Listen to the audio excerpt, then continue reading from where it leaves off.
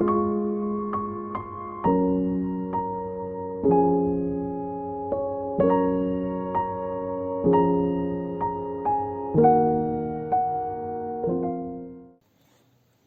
nama Bapa dan Putra dan Roh Kudus. Amin. Ya Tuhanku, ya Allahku, aku sungguh percaya bahwa Engkau hadir di sini, bahwa Engkau melihatku, bahwa Engkau mendengarkan aku. Aku menyembah Dikau dengan hormat. Aku mohon ampun atas dosa-dosaku dan rahmat untuk menggunakan waktu berdoa ini dengan penuh hasil. Bunda Kaintak bernoda, Santo Yusuf, Bapa dan Tuanku, malaikat pelindungku, doakanlah aku.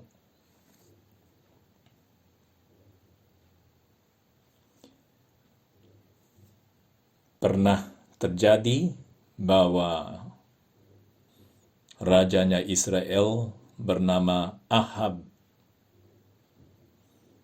Dan si Ahab itu masalah besarnya di dalam kerajaannya pada waktu itu adalah istrinya sendiri.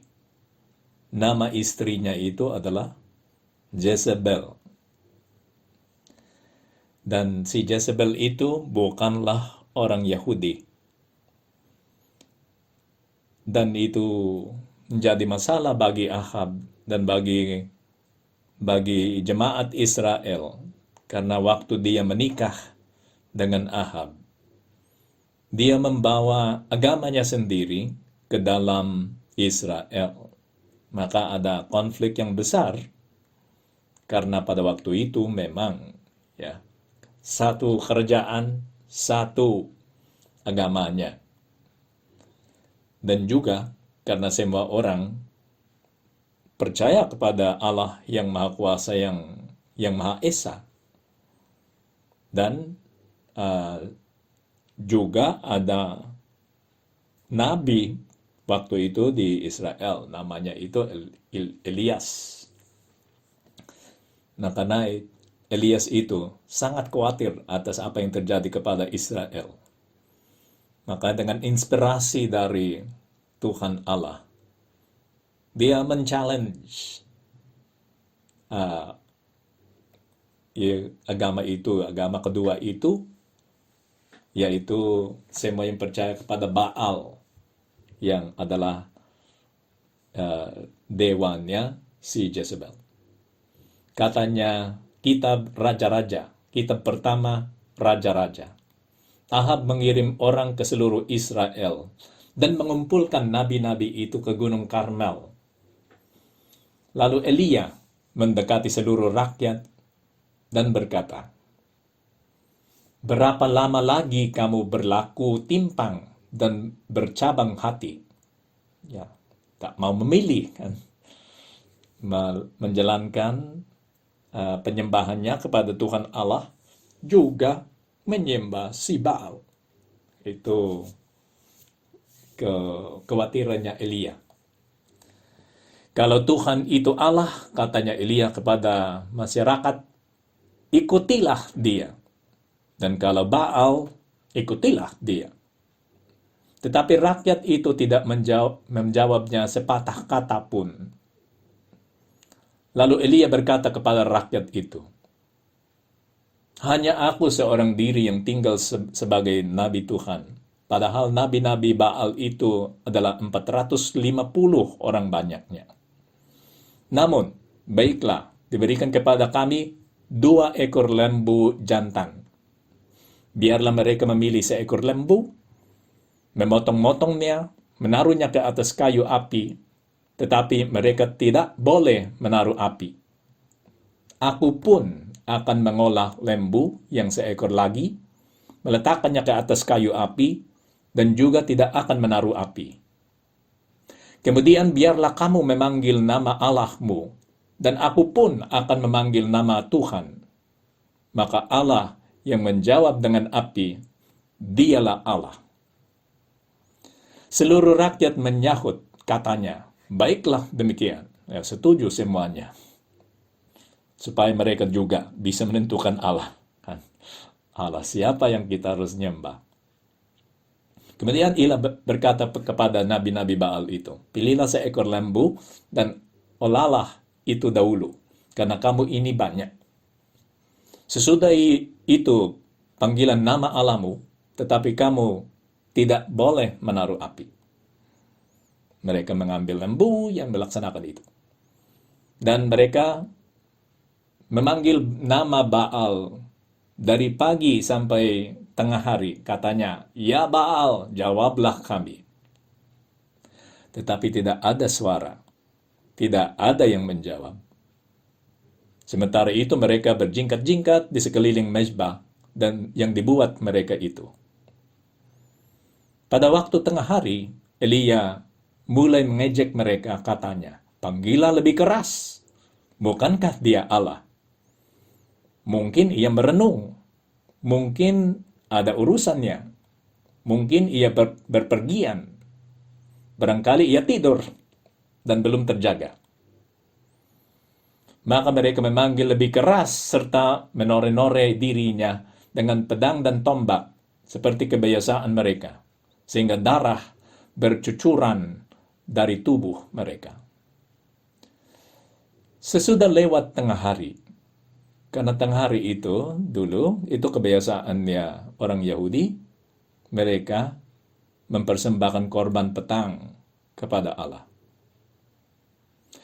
Kata Elia kepada seluruh rakyat, datanglah kepada aku. Maka mendekatlah seluruh rakyat itu kepadanya. Lalu ia memperbaiki mezbah Tuhan yang diruntuh oleh Jezebel dan nabi-nabi itu dari Baal. Ia memperbaiki mezbah Tuhan dan yang telah diruntuhkan itu. Kemudian Elia mengambil 12 batu menurut jumlah suku keturunan Yakub. Kepada Yakub ini telah datang firman Tuhan, engkau akan bernama Israel.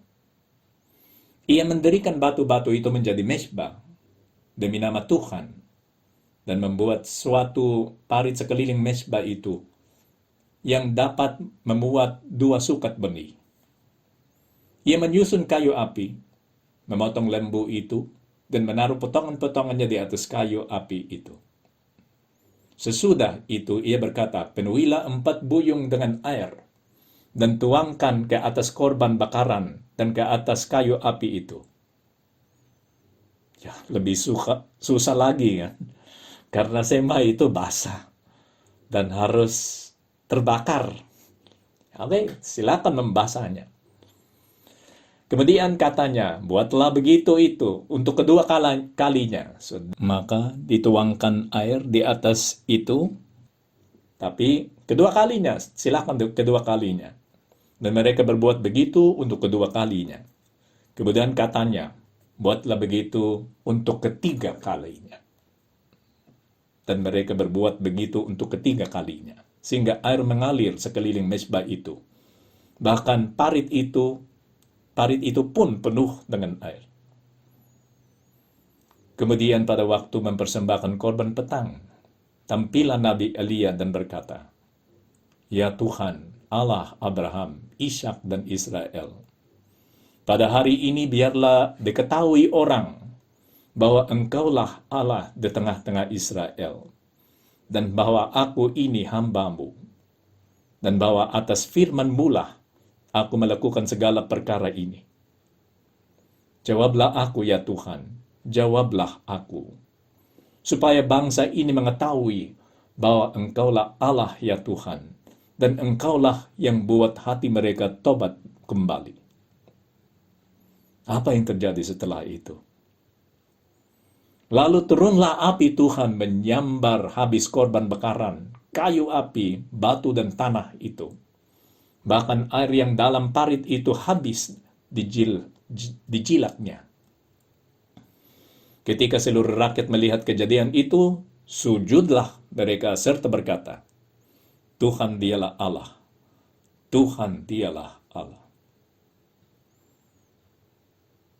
Tapi jangan berpikir bahwa itu kemenangan besar.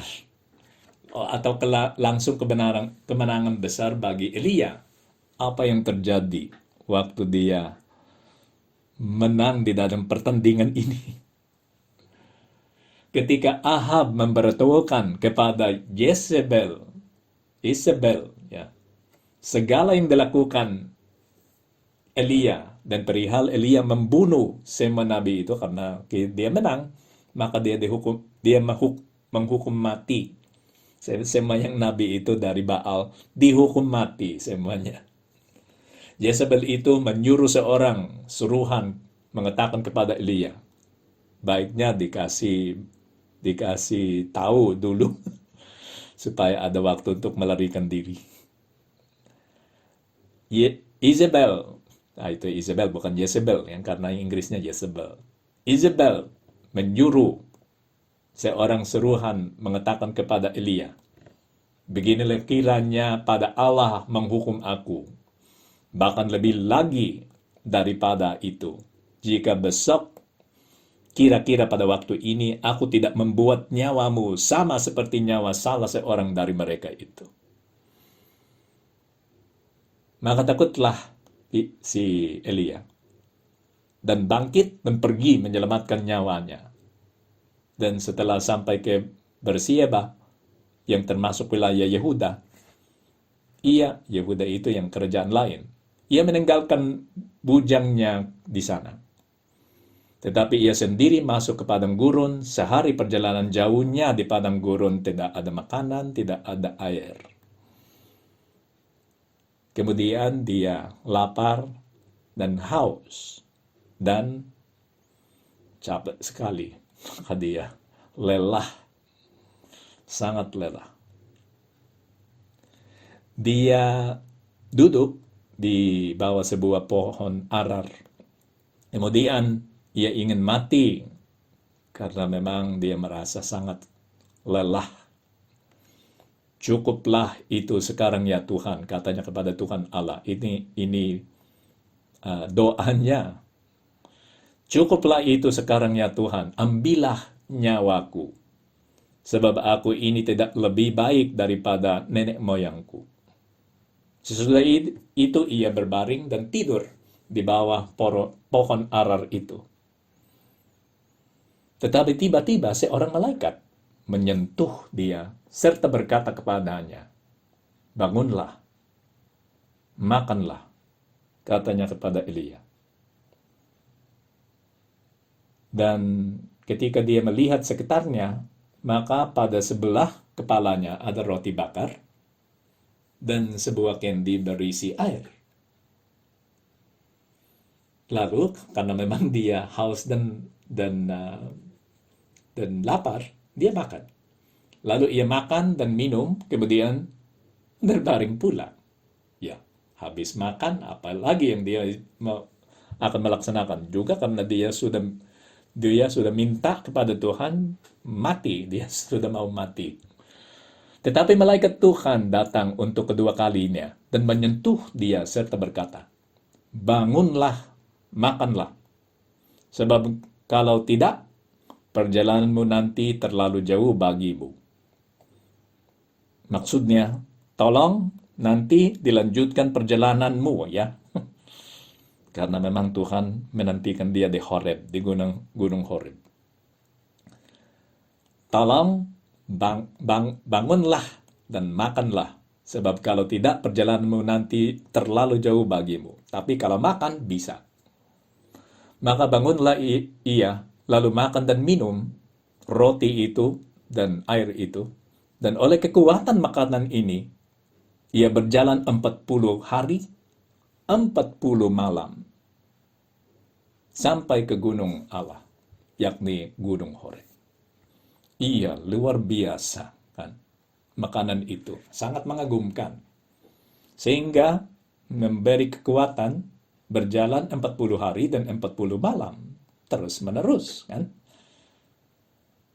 Semua marathon runner ya akan mencari ya makanan itu. Sebagaimana wanita itu dari Samaria mencari air yang dijanjikan Tuhan kepada orang yang percaya kepadanya kan. Waktu mereka berbincang, Tuhan mengatakan, air ini tidak akan habis. Katanya wanita itu dari Samaria, kalau begitu tolong Tuhan berikan kepada saya air itu supaya saya tidak perlu datang ke sumur ini. Tapi dia tidak berbicara tentang yang roti itu yang diberikan kepada Elia. Itu figur. Maksudnya, tujuannya Allah adalah menggambarkan sesuatu yang akan datang. Maka ini terjadi di dalam perjanjian lama. Yang akan datang adalah apa? Makanan untuk jiwa kita. Sudah bukan makanan untuk badan, melainkan makanan untuk jiwa kita. Ini Ekaristi. Justru besok kita akan merayakan Corpus Christi, hari raya tubuh dan darahnya Tuhan Yesus Kristus, yang diberikan kepada kita sebagai makanan. Sehingga bacaan kita untuk hari besok adalah ini. Katanya Tuhan kepada orang banyak itu yang mengikuti dia, yang menyeberang atau berjalan sekeliling danau Genesaret, sampai mereka menemukan Tuhan di Kapernaum, karena mereka baru makan dari roti itu yang diperbanyakan, dan ikan itu yang diperbanyakan oleh Tuhan. Mereka cari makanan lagi, lapar lagi. Waktu mereka datang ke Kapernaum, ketemu Tuhan, dan mereka bertanya, Tuhan, kapan Tuhan datang ke sini? Tapi Tuhan tidak menjawab. Jawabannya misterius, karena memang itu tujuannya. Supaya mereka bisa belajar tentang Ekaristi. Katanya Tuhan kepada orang banyak itu, Akulah roti hidup yang telah turun dari surga. Jikalau seorang makan dari roti ini, ia akan hidup selama-lamanya. Dan roti yang kuberikan itu ialah dagingku, yang akan kuberikan untuk hidup dunia. Dia mau menyampaikan berita tentang Ekaristi. Kabar tentang Ekaristi itu yang akan diberikan, karena belum. Maka ini masih kabar saja. Karena Ekaristinya akan dibikin atau dibuat waktu dia disalibkan. Benar? Dimulai dengan perjamuan terakhir sampai penyalibannya. Akulah roti yang telah turun dari surga. Jikalau seorang makan dari roti ini, ia akan hidup selama-lamanya. Dan roti yang kuberikan itu ialah dagingku, yang akan kuberikan untuk hidup dunia. Ya Tuhan, kami mempersiapkan diri untuk Corpus Christi, hari raya tubuh dan darah-Mu. Kami sangat berterima kasih kepadamu ya Tuhan, atas hadiah yang sangat besar ini, bantuan yang sangat efektif, sehingga kami bisa hidup untuk selama-lamanya, dan menjadi layak untuk masuk ke surga, menjadi anggota keluargamu. Dan setelah itu terjadi, setelah kita makan dagingnya Tuhan Yesus Kristus dan minum darahnya, kita punya hak untuk hidup di surga, untuk tinggal di sana, untuk menerima kamar di rumahnya Tuhan itu yang sangat besar. Orang-orang Yahudi bertengkar waktu itu dikatakan oleh Tuhan Yesus Kristus. Orang-orang Yahudi bertengkar antara sesama mereka dan berkata, bagaimana ia ini dapat memberikan dagingnya kepada kita untuk dimakan? Karena belum dibikin kan? Belum terjadi perjamuan terakhir, belum terjadi penyaliban Tuhan Yesus Kristus. Maka kata Yesus kepada mereka, Aku berkata kepadamu, sesungguhnya, jikalau kamu tidak makan daging anak manusia dan minum darahnya, kamu tidak mempunyai hidup di dalam dirimu. Barang siapa makan dagingku dan minum darahku, ia mempunyai hidup yang kekal. Dan aku akan membangkitkan dia pada akhir zaman. Kebenaran yang sangat besar. Sehingga itulah yang membuat seorang pendeta Protestan Presbyterian menjadi Katolik. Namanya itu Scott Hahn, orang Amerika. Dia bertobat waktu dia masih muda. Bertobat maksudnya mulai percaya kepada Tuhan Yesus Kristus. Dan karena orangnya itu sangat antusias, apapun yang dia pilih, dia melaksanakan dengan penuh hati. Waktu dia menjadi Protestan, ya 100% Protestan. Sehingga tujuannya adalah menunjukkan kepada semua orang bahwa Tuhan Yesus Kristus itu adalah memang Allah. Kedua, bahwa gereja Protestan yang benar, bukan yang Katolik itu. Itu dalam pikirannya, karena itu yang dia belajar.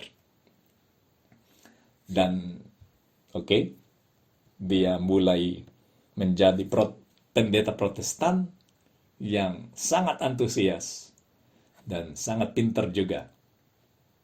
Waktu dia di universitas, dia belajar dengan baik, sehingga dia mulai membuat homili-homilinya itu, khotbahnya itu di dalam gerejanya dengan baik.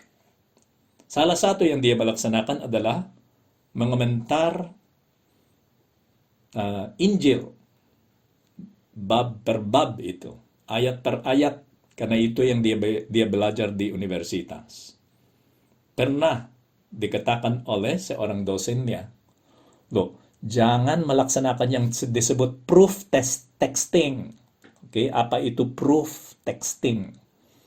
Itu mengambil sebuah ayat dan memakainya untuk membuat orang lain bertobat. Khusus kalau itu orang Katoliknya. Dilemparkan kepada orang Katolik yang tidak tahu isinya Injil, dan dengan ayat itu, teks itu, dia meyakinkan orang itu menjadi Protestan. Dengan penjelasan yang sangat proof texting, mengambil satu ayat, makanya untuk mengagumkan orang-orang Katolik itu yang kurang rajin di dalam kepercayaannya. Tapi salah seorang dosennya mengatakan, itu tidak benar. Karena tiap kali kita menafsirkan ayat, itu harus ditafsirkan di dalam konteks yang babnya, kan? Maka semua yang ditulis di sana itu relevan. Jangan mengambil teks secara terisolasi dari teks lain. Dan juga harus dilihat relevansinya dan dibandingkan dengan dengan teks lain di seluruh Alkitab, baik yang ada di dalam Injil, di dalam perjanjian baru, maupun di dalam perjanjian lama. Sebetulnya itu yang dilaksanakan oleh gereja Katolik, tapi tidak disebut oleh dosennya. Itu yang dilaksanakan oleh Scott Hahn karena logis menurut dia. Dan dia mulai mengomentari Injilnya Santo Yohanes. Waktu dia datang ke bab 6, apa yang terjadi? Apa isinya bab 6? Justru yang kita baca di dalam Injil untuk Corpus Christi, hari raya tubuh dan darahnya Tuhan Yesus Kristus. Tuhan mengatakan, akulah roti hidup yang telah turun dari surga. Jikalau seorang makan dari roti ini, ia akan hidup selama-lamanya. Dan roti yang kuberikan itu ialah dagingku yang akan kuberikan untuk hidup dunia. Karena Scott Hahn menafsirkannya dengan baik, dengan membandingkan itu dengan konteks, melaksanakan itu atau menafsirkannya di dalam konteksnya, dia mulai berpikir, Tuhan memang mengatakan bahwa kita harus makan roti itu yang adalah dagingnya. Itu Ekaristinya orang Katolik. Maka dia takut. Karena maksudnya itu adalah, seharusnya kesimpulannya adalah, maka gereja Katolik benar. Yang selalu ditolak oleh orang Protestan, Ekaristi, akhirnya benar. Karena itu yang disebut oleh Tuhan Yesus Kristus di dalam Injil. Dia takut. Maka katanya kepada jemaatnya, yang sangat antusias juga dengan khotbahnya, karena cara mengkhotbah itu tidak dilaksanakan oleh pendeta lain. Sedikit demi sedikit mereka mengerti apa maksudnya Injil itu. Tapi karena dia takut, karena kesimpulannya adalah Ekaristi itu benar, maka katanya kepada umatnya, oke, kita menafsirkan, atau saya buat mengkhotbah tentang Injilnya Santo Yohanes sampai bab 5. Setelah itu kita pindah ke Injil lain. Nah, pindah ke Matius, saya kurang tahu yang mana ya. Kita pindah. Kita tidak akan membahas Yohanes ke-6. Ya, sebetulnya itu kurang jujur. Tapi oke. Karena dia takut, dia tidak melaksanakannya. Tapi setelah itu, dia diajak untuk mengajar di universitas. Karena memang dia sangat pintar. Dan mata kuliah yang diminta dari dia adalah Yohanes. Itu sepertinya Tuhan memang mencari dia, kan? Sehingga dia selalu bertabrakan dengan Injil Santo Yohanes. Di mana apa yang kita menemukan? Ekaristi. Dia menolak terus, tapi akhirnya tidak bisa. Maka dia menerima tawaran itu, dan dia mengajar Yohanes. Sampai menjelaskan kepada murid-muridnya yang semuanya itu Protestan juga, itu yang dia melihat. Kesimpulannya apa? Oke, silakan tugas rumah, membaca semuanya ini dan referensi ini dia kasih kepada para mahasiswanya. Dan salah seorang mahasiswa mengangkat tangan dan dia mengatakan, Pak, jawabannya ini, tafsirannya itu ini. Dan si Scott Hahn itu kagum. Kamu sudah tahu, belum membacanya, mengerjakan teks. Bagaimana kamu sudah tahu? Dan katanya orang itu, karena dulu keluarga itu Katolik, kami jadi Protestan.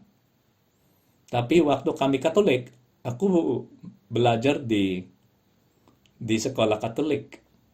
Dan di dalam katekismus untuk anak-anak, dijelaskan itu, Pak.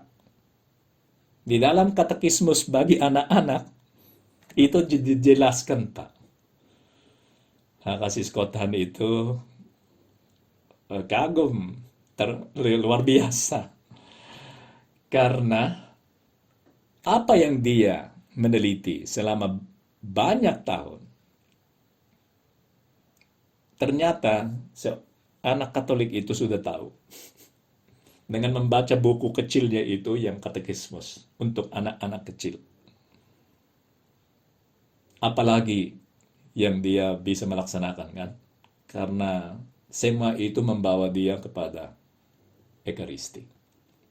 Sebetulnya kita tidak perlu mukjizat-mukjizat besar, walaupun ada, kan? Itu klaimnya beberapa orang, ada mukjizat dan kelihatannya ada.